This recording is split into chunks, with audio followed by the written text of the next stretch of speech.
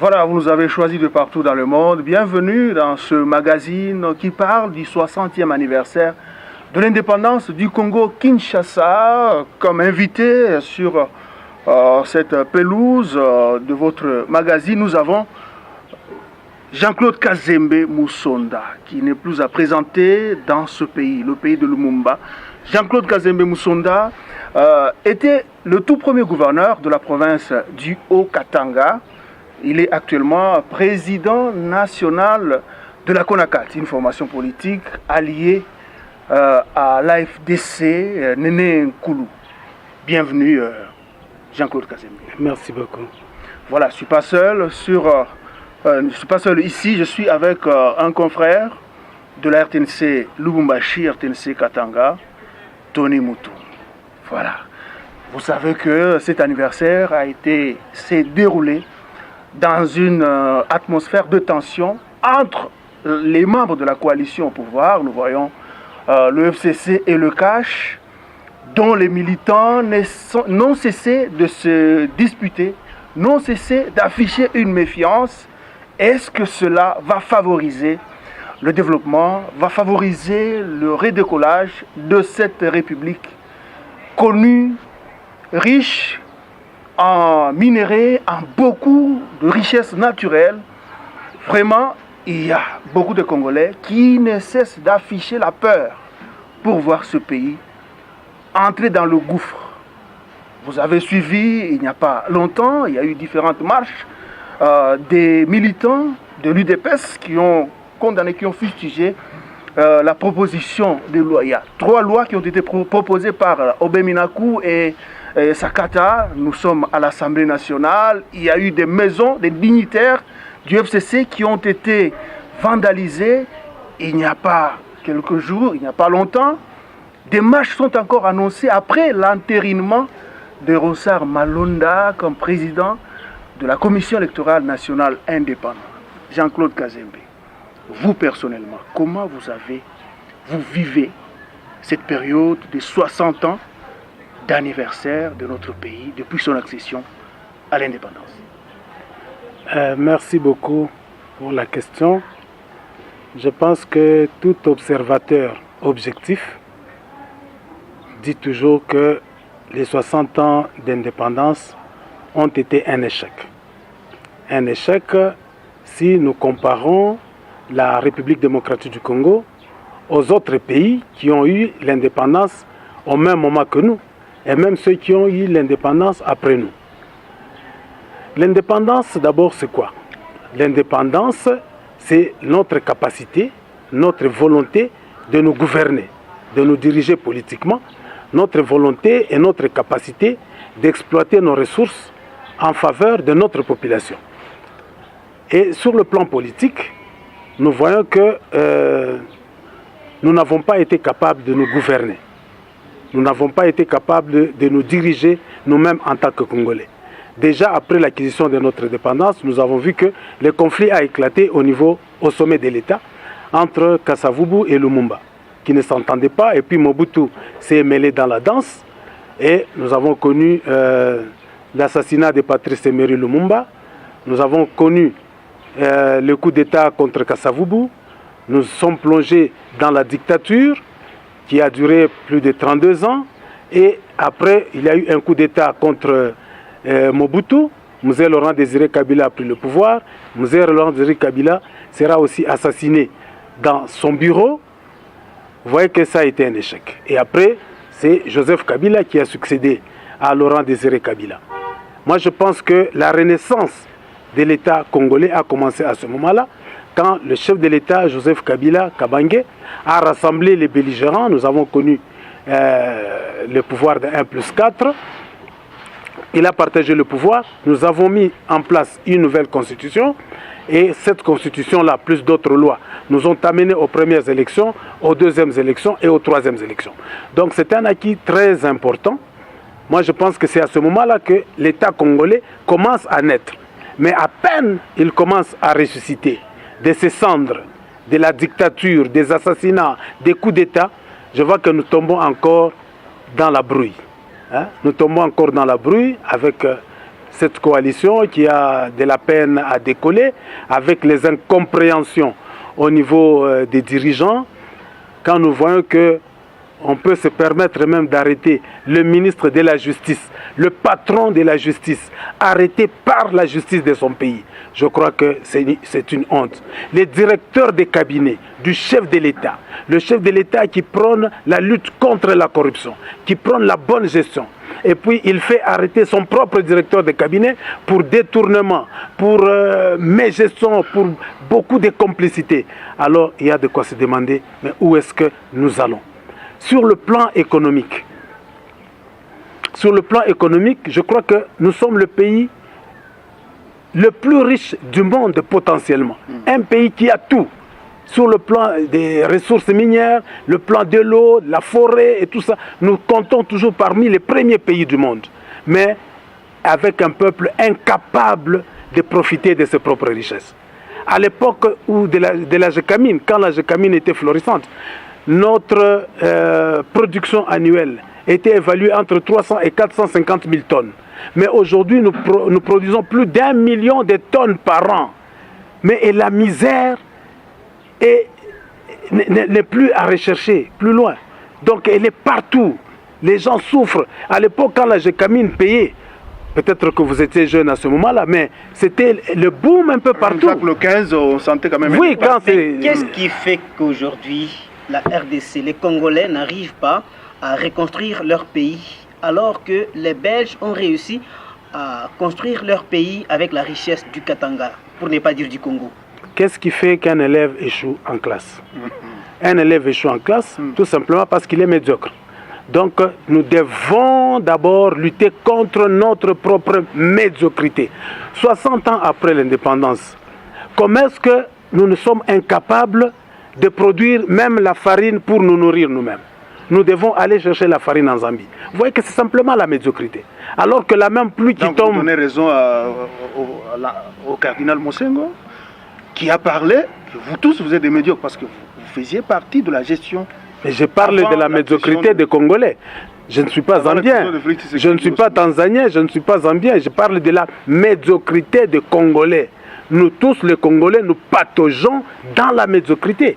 Donc nous devons d'abord chercher à nous guérir de notre propre médiocrité. Est-ce que l'Église catholique est épargnée? Est-ce que Monseigneur Mosengo n'est pas congolais? Si on ne va pas à l'école, au moins on va à l'Église. Est-ce que l'Église a réussi à former un vrai chrétien? C'est-à-dire un homme honnête, un homme qui a l'amour, un travailleur. Est-ce que les églises protestantes, les églises kimbanguistes ont réussi à former l'homme idéal que prône le Coran? Voilà. Maintenant, non, le politique vient de l'école. Voilà. Le politique, il vient de l'école, il vient de l'église.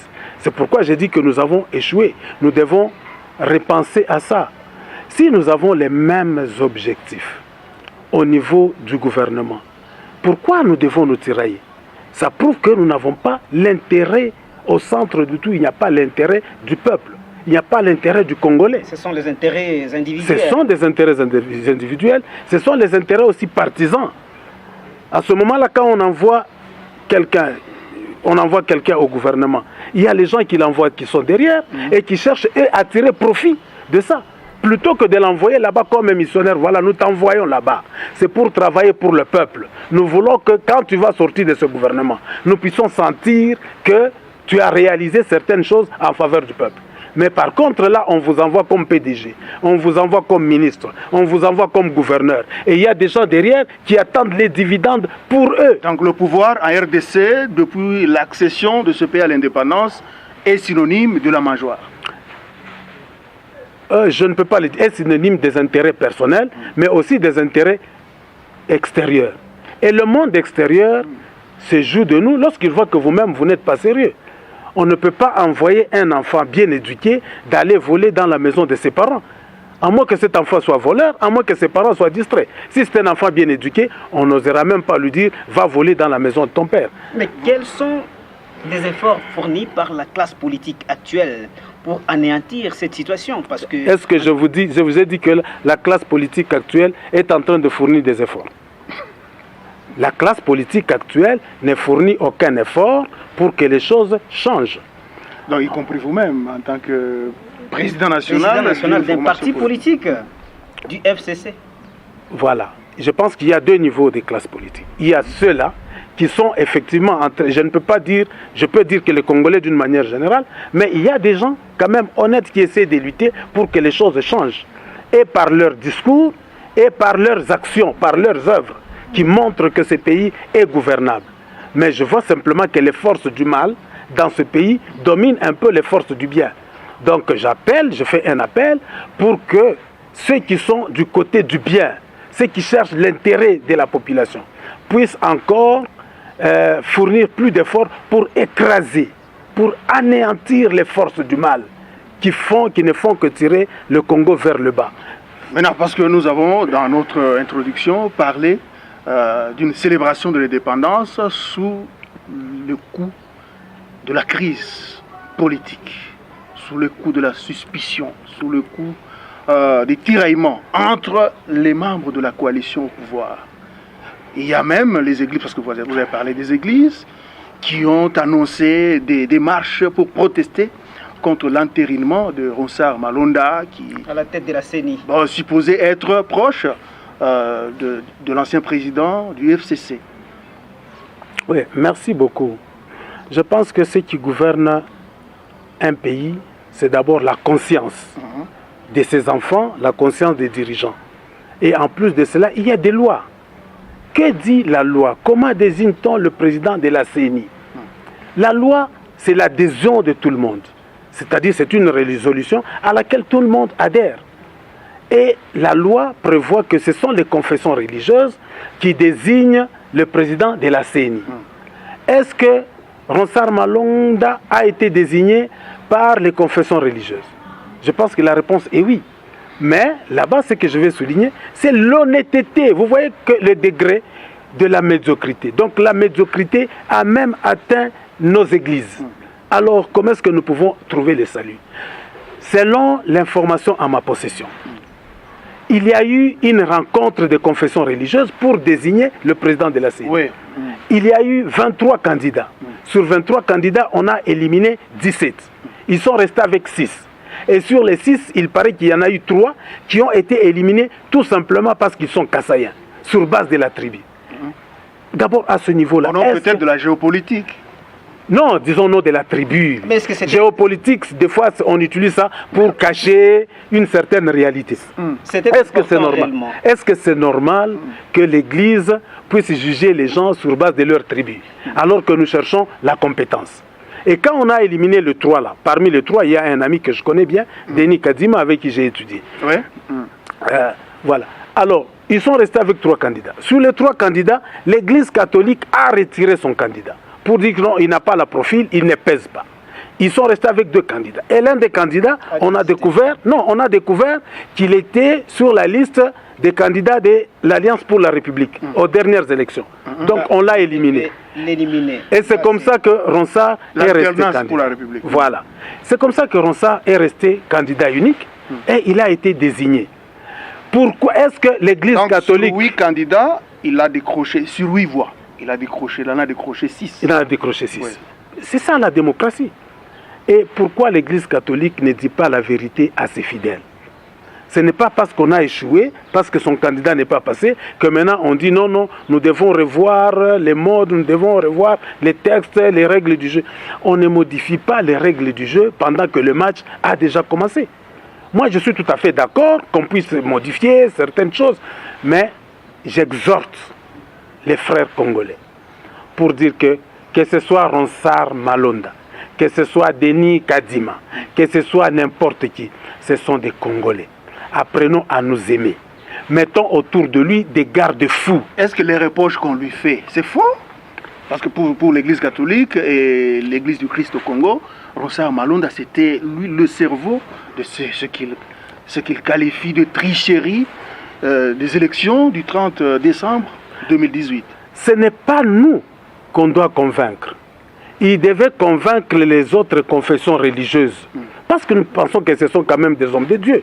Ce sont des gens qui usent de l'honnêteté, de l'intelligence et aussi de la foi. Ils devaient aussi prier. Moi, je pense qu'ils devaient aussi prier. Qu'est-ce que Dieu leur a révélé par rapport à ça?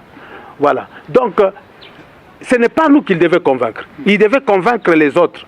Les catholiques devaient convaincre les protestants devaient convaincre les kimbanguistes devaient convaincre les musulmans. Et nous, dans cette situation, le peuple subit le dictat de la confession religieuse. C'est ce que nous attendions. Mais ils ne s'entendent pas entre eux. Maintenant, ils viennent s'aimer la cacophonie dans la population. Je crois que c'est malhonnête et je pense que c'est un péché. Parce que quand il y aura des marches, la marche c'est quoi?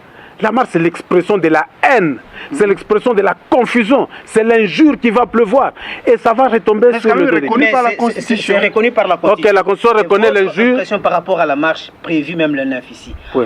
Avec les mesures barrières, avec tout ce que les chefs de l'État a arrêté comme mesure pour lutter contre le... Mais vous dites que c'est reconnu par la Constitution. Sanitaire, oui. Vous dites que c'est reconnu par la Constitution. Mais pour le moment, parce que vous parlez de l'état d'urgence, donc il y a des limites. Effectivement, quand une marche est organisée en faveur du pouvoir, le pouvoir vous dira toujours c'est le peuple s'est exprimé. Mais le peuple s'est exprimé pendant qu'il y a cette maladie-là, cette pandémie, qui est en train de ronger la population. Donc, il y aura contamination. Est-ce que l'Église sera à mesure d'assumer cela devant Dieu? Que voilà, si ces gens-là ont marché, si ces gens-là se sont contaminés, si ces gens-là sont morts, c'est nous, Dieu, tu peux mettre ça sur notre compte. Je crois que nous devons quelque part avoir de l'amour.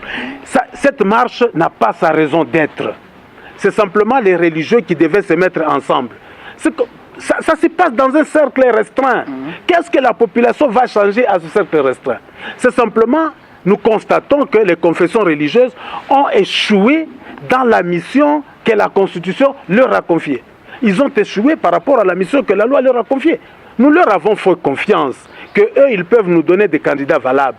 Maintenant, nous constatons que depuis que nous avons commencé le processus électoral en 2005 jusqu'à ce jour, donc l'Église, les confessions religieuses ont échoué. Nous avons eu le premier candidat à la CENI, c'est l'abbé Maloumad, oui. qui était contesté par les catholiques, par sa propre Église. Nous avons connu Pasteur Mulunda. Lui, il était encore 2 fois contesté, parce qu'il est Katangé, parce qu'il est Moulouba, c'est un frère de Kabila, donc il était contesté. On a mis Nanga. C'était encore pire. Avec Nanga, c'est maintenant la cacophonie totale. Il n'y a pas eu élection, il y a eu nomination. Donc, et aujourd'hui encore, on leur donne une chance de se racheter. Donc l'Église, les confessions religieuses ont eu la chance de se racheter et ils viennent encore de décevoir.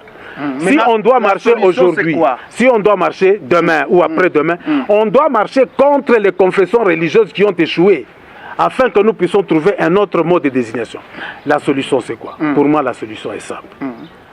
Ronsard Malonda, j'ai dit, si ça ne dépendait que de moi, je pouvais dire, et Ronsard Malonda et toute la CENI, il faut simplement les balayer.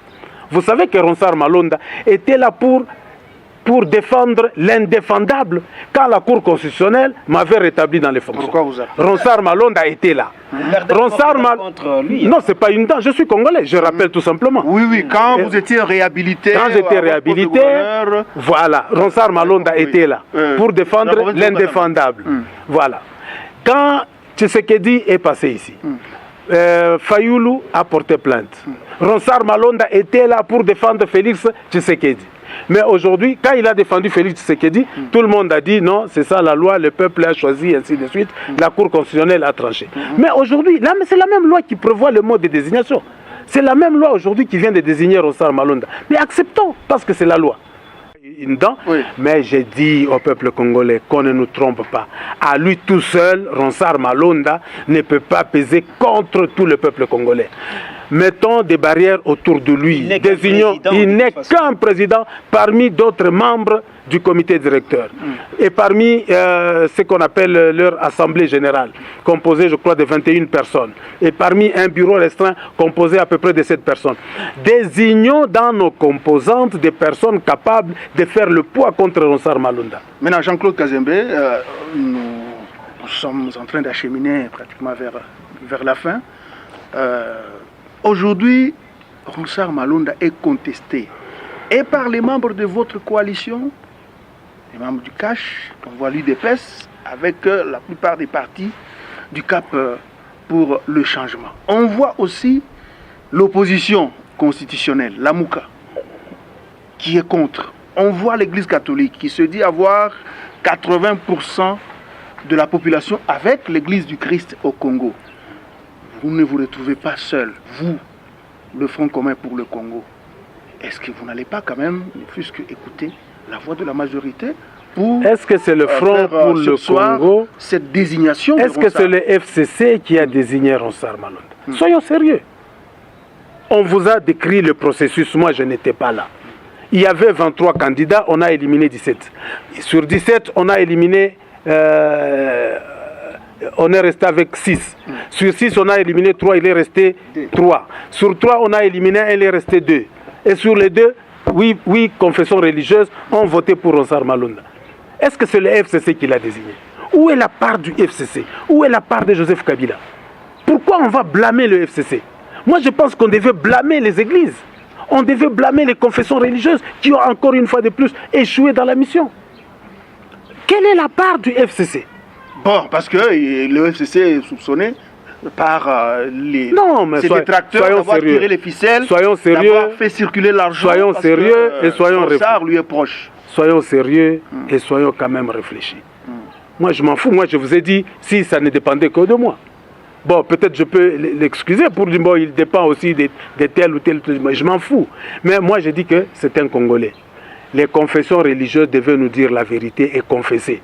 Les confesseurs religieuses devaient s'appeler, peut-être quelque part dire non mes chers amis, nous avons fait une bêtise. J'ai appris aussi les kimbanguistes qui sont en train de le renier. Il n'est pas kimbanguiste. Mais entre-temps, on dit que ce qui s'excuse s'accuse.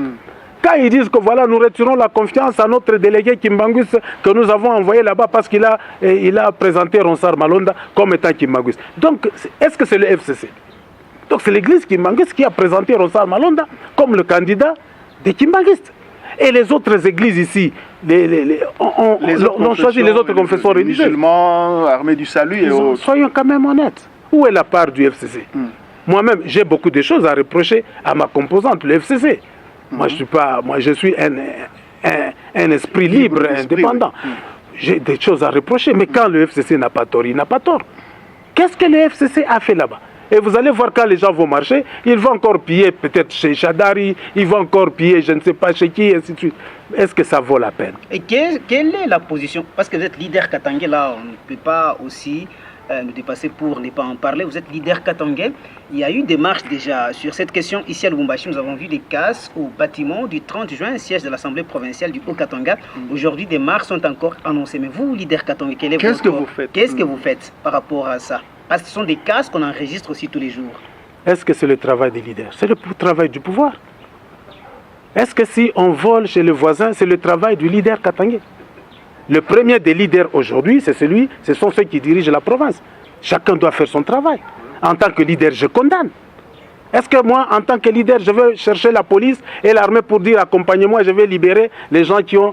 Et si on touche même à l'institution, la première institution de la province, comme l'Assemblée provinciale, est-ce que vous trouvez ça normal? Est-ce que c'est la faille des leaders? Que chacun fasse son travail. Que chacun fasse son travail. Maintenant, parce que vous aviez fait, vous continuez à sensibiliser, parce que pour vous, vous croyez au fédéralisme. Pour vous, vous croyez à la réunification, au remembrement de certaines provinces pour favoriser le développement de ce pays immensement riche dont la population continue encore à croupir dans la misère. Oui, je pense que le Congo, s'il n'est pas gouverné, en tout cas, il est à moitié gouverné. Gouverner, c'est quoi? Gouverner, c'est organiser la population dans un espace donné, avec les ressources données, pour apporter la prospérité. C'est ça, gouverner. Mais lorsque vous allez dans nos territoires, si les Belges n'étaient pas passés par là, d'abord, même si nous condamnons la colonisation, mais il faut quelque part aussi être honnête. C'est grâce à la colonisation que nous sommes devenus un État. C'est la colonisation qui a réuni certaines tribus, qui a réuni certains royaumes et empires pour que nous puissions former la République démocratique du Congo. Si la colonisation n'était pas passée ici dans cet espace, je pense que nous ne serions pas la République démocratique du Congo. Si la colonisation n'était pas passée dans cet espace, dans votre territoire à Congolo, il n'y aurait même pas le bureau du territoire de Congolo. 60 ans après l'indépendance, nous n'avons même pas réussi à construire un autre bureau du territoire à Kasenga, à Malemba, à Kinkonja, à je ne sais pas, à Katakokombe, à Bongandanga. Il n'y a que le bureau du territoire laissé par l'administration belge, l'administration coloniale. Les routes, les sentiers que nous utilisons, même le chef de l'État dans son discours, il a dit que de toutes les routes que nous avons héritées de la colonisation, aujourd'hui, il n'y a que 10% qui sont utilisables. Je pense que c'est une honte, c'est un échec. C'est un déficit de gestion, un déficit d'administration. Le chef de l'État a dressé un bilan comme un très bon analyste. Mais maintenant, en tant que politique, en tant que chef de l'État, en tant que président de la République, comment il va relever ce défi? Est-ce qu'il prévoit relever ce défi dans les 3 ans? Est-ce qu'il lui faudra encore 10 ans? Est-ce qu'il lui faudra 18 ans? Il faudra 32 ans comme Mobutu? Voilà les questions que nous devons nous poser. C'est pour cela que nous préconisons une administration de proximité. Il n'y a pas que le chef de l'État qui est intelligent, il n'y a pas que les 70 ministres là-bas qui sont compétents et intelligents. Donc on peut déployer les intelligences et les compétences à travers les provinces, à travers les nouveaux États, les États fédérés, pour rapprocher l'administration de l'administré et pour que les gens s'occupent du développement. Ou sinon, nous sommes au service simplement de l'oligarchie chinoise.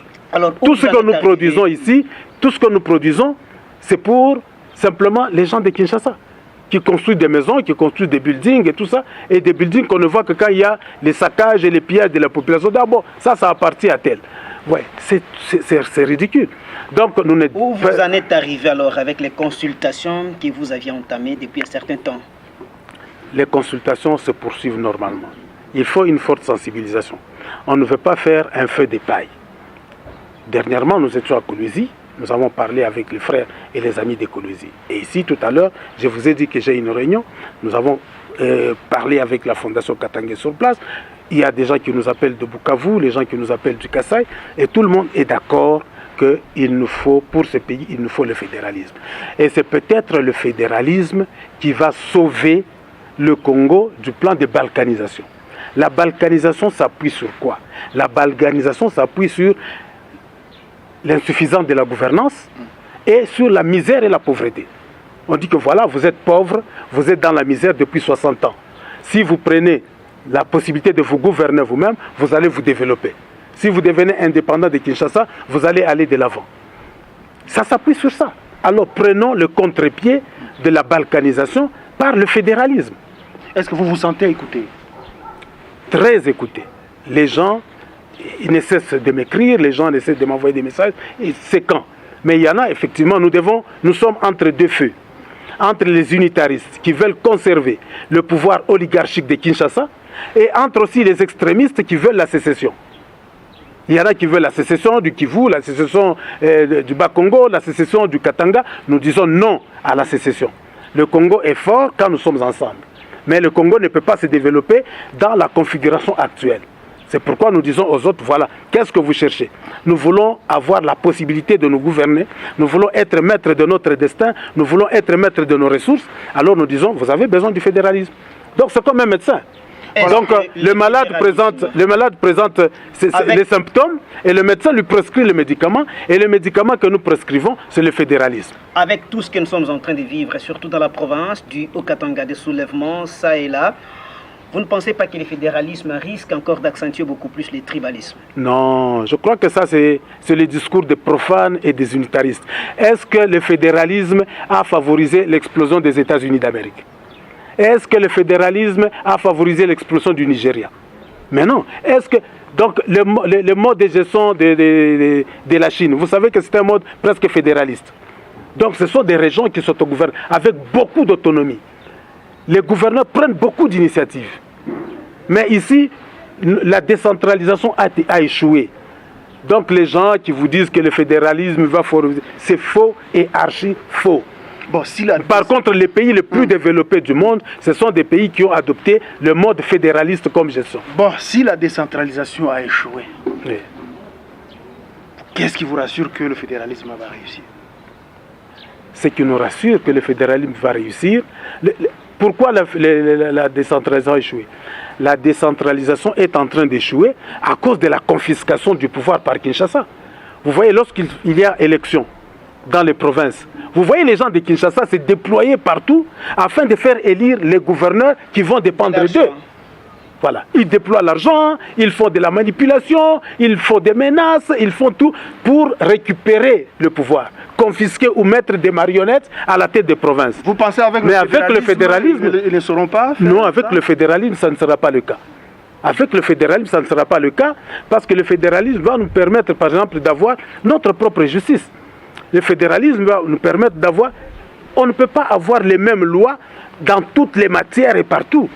Vous voyez par exemple l'échec du fédéralisme. Quand vous allez aux États-Unis, il y a des États où on accepte par exemple l'avortement et des États où on n'accepte pas.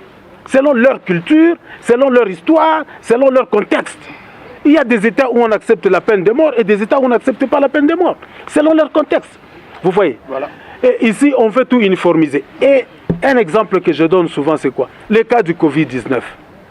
On trouve 1 ou 2 cas à Kinshasa. Allez, tout le monde fermait les écoles, fermait les entreprises, fermait les marchés, tout ça. Parce qu'on a trouvé 2 cas à Kinshasa. Est-ce que ce qui se passe à Kinshasa concerne les gens qui sont à Katakoko? Mais c'est quand même la tête du pays, la capitale. C'est ça. Ça risque d'avoir une influence rapide sur les autres provinces. Mais alors, on pouvait simplement confiner Kinshasa. Et on laisse les autres continuer à travailler, à produire. Maintenant, qu'est-ce que les répercussions? Les répercussions, c'est la misère. Et tous ces gens, même quand vous dites, voilà, ils vont manifester, tout ça, il y en a qui ne savent même pas pourquoi ils vont manifester. Vous êtes journaliste, quand ils vont manifester, allez poser, appelez 2-3 personnes, demandez-leur pourquoi vous manifestez. Bon, okay. Est-ce qu'ils vous donneront la réponse? Ça va. Qu'est-ce que... Ils vous diront non. Loi wana yaminako. Loi yaminako et salini. Ah, balobi que loi wana eza malamute. Ils manifestent des fois simplement pour exprimer leur colère, pour exprimer leur misère, pour exprimer leur désapprobation, donc pour se défouler. Non pas parce qu'ils comprennent réellement la chose. En définitive, voilà. Je pense que nous tendons petit à petit vers la fin de notre émission. Alors, en bref, qu'est-ce que les téléspectateurs qui vous suivent peuvent retenir en rapport avec les 30 ans depuis que la RDC a accédé à la souveraineté nationale et internationale, et aussi avec cette situation politique qui prévaut entre FCC, Cash, Église. En tout cas, ça fait un peu très mal au cœur. La population qui espérait avoir des grandes réalisations, mais qui n'arrive pas à vivre encore cela jusqu'aujourd'hui. Voilà, une situation sociale vraiment presque catastrophique avec la Covid-19, vous l'avez épinglé. Le taux du dollar qui ne fait que grimper.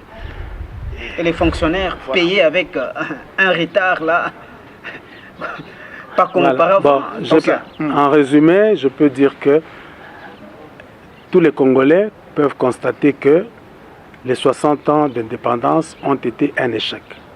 Un échec sur le plan politique, parce que les désordres commencent à régner au sommet de l'État, et qu'on ne laisse pas la possibilité aux lois de nous gouverner.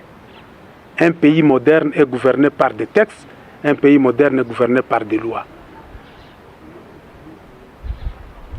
Sur le plan économique, nous avons échoué parce qu'on n'a même pas réussi à sortir 1% de la population de la misère.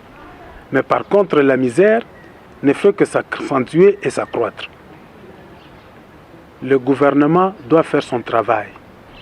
Il ne doit pas prendre le FCC pour son bouc émissaire là où il est en train d'échouer.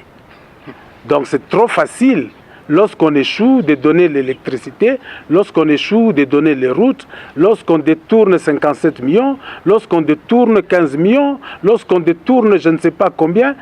C'est trop facile de dire non, c'est le FCC qui nous bloque. Les confessions religieuses, ayez le courage. Jésus vous avait prévenu.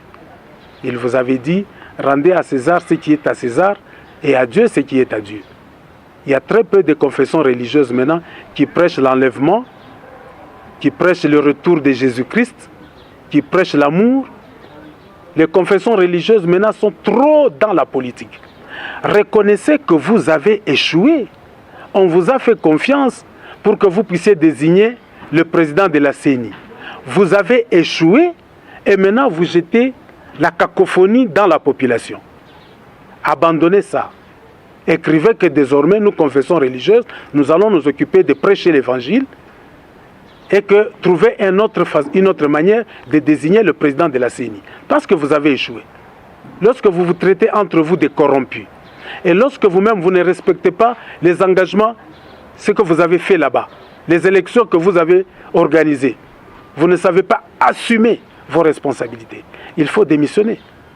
Et nous disons à notre population, nous disons aussi au pouvoir central, avec amour, avec honnêteté et sincérité, en tant que politologue, l'unitarisme ne permettra jamais au Congo de se développer. La centralisation du pouvoir ne va pas développer ce pays qui a les dimensions d'un continent.